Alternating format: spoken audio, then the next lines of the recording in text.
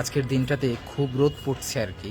তো ঈদের পরের দিন আজকে, তো বেশ রোদ। আমরা যেহেতু ছাদের নিচেই থাকি, সেই সুবাদে আমাদের ছাদের যে রোদটা আছে, তাপটা আছে, সেটা আমাদেরকে খুবই ত্যক্ত করে তোলে।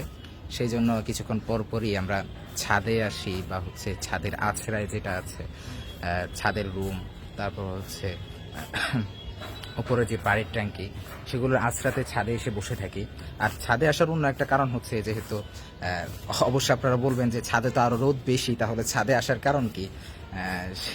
সেটা হচ্ছে, কারণটা হচ্ছে যে আপনারা দেখবেন যে একটা পুরোটাই হচ্ছে গ্রামীণ পরিবেশ, বা হচ্ছে এই যে দেখুন গাছ, সবকিছু গাছে সাজানো, সেগুলো থেকে একটা বাতাসের বেনিফিট পাওয়া যায়।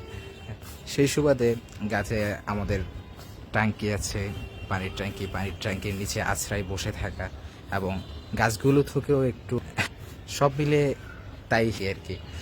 আসলে অবশ্য আমাদেরকে একটা বিতৃষ্ণা চলে আসে যখন এমন গরম হয় বা এমন রোদ পড়ে, তখন একটা বিতৃষ্ণা চলে আসে। আসলে বিতৃষ্ণা হওয়া উচিত নয়, কারণ আপনার কাছে হয়তো এই গরমটা আজকে অসহ্যকর হচ্ছে, কিন্তু অন্য দিক বিবেচনায় কাউকে হয়তো এই গরমটা স্বস্তি দিচ্ছে। কারো ফসলের কারণে আজকে ফসলটা, আজকে রোদ দরকার, কিন্তু রোদ হচ্ছে না, তার ক্ষতি হয়ে যাচ্ছে। তো আল্লাহ তাআলা তো সব কিছু দেখছেন।